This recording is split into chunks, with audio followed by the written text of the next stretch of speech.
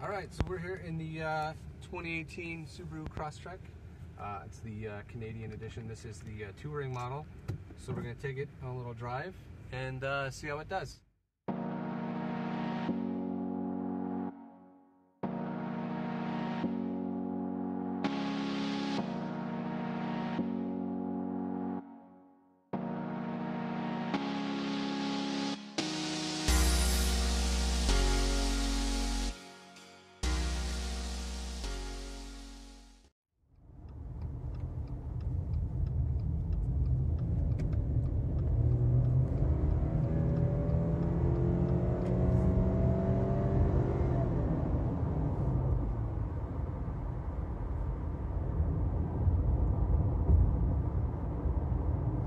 So we're at 80 kilometers an hour right now, and the car is very quiet on the road.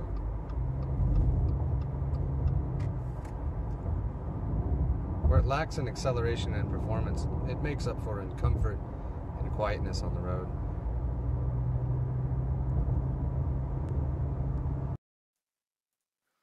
A 6.5-inch touchscreen is standard like on the touring model I got to drive, but an 8-inch with navigation is available. Apple CarPlay and Android Auto are standard across the board. To cut down on cabin noise, Subaru revised the heating and air conditioning system to make the interior a little bit more quiet.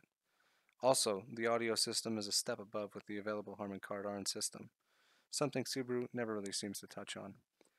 On the technology packs at the highest trim level, EyeSight with adaptive cruise control is available, as well as being equipped with lane departure assist. Also available on the 2018s are reverse automatic braking and high beam assist.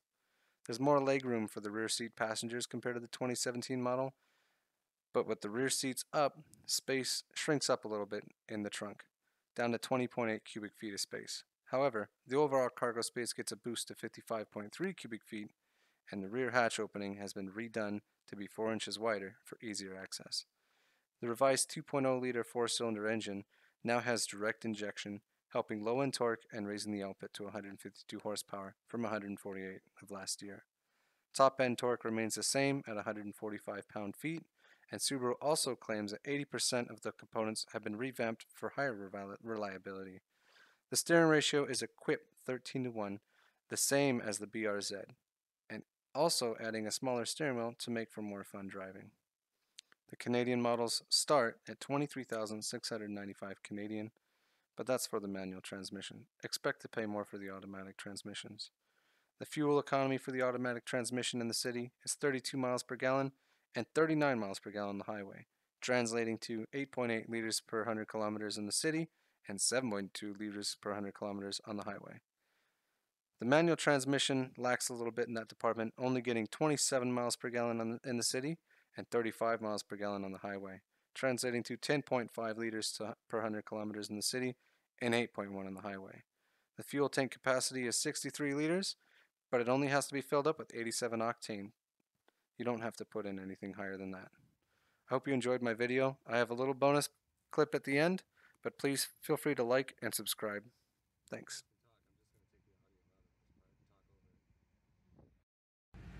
Alright, so we're going to do a 0 to 60 kilometer an hour test. We won't be able to go all the way to 100, but let's see what it does.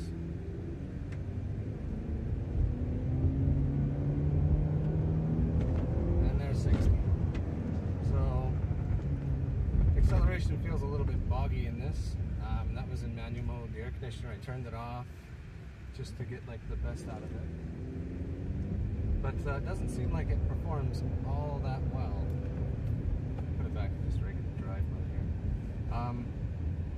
Yeah, I mean, it seems like it's a little bit slow. It does share the same engine as the Impreza. It probably weighs a little bit more than the Impreza as well, so performance isn't going to be that good.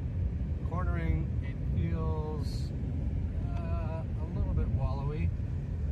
Kind of a bit of body roll in the turns as well, so it's not the best performing vehicle, but then again it's a crossover, so you're not driving it for pure performance. It's rated at 152 horsepower, and from what I've heard so far, reading up on this brand new 7-speed CVT transmission, is that it doesn't interfere with the driving experience. Now if I just put it in regular drive and accelerate, I feel like it's just struggling to move, and of course RPMs are supposed to be set at like a really torquey spot so that you have a smooth acceleration for efficiency. Now, even if I stamp the foot down, I don't feel like it's actually downshifting and getting into better torque curve as well. So it just kind of slowly goes, and there's 60 kilometers an hour again. So it's an okay car. This is a daily driver. It's not a performance vehicle. You're not buying it for 0 to 60, you know. You're buying it for getting around town, grocery getting, taking it out on the hillside possibly, like on dirt roads. Nothing too challenging for off-road. I mean, the ground clearance is pretty good on the car, but I went over a few bumps in some parking lots, and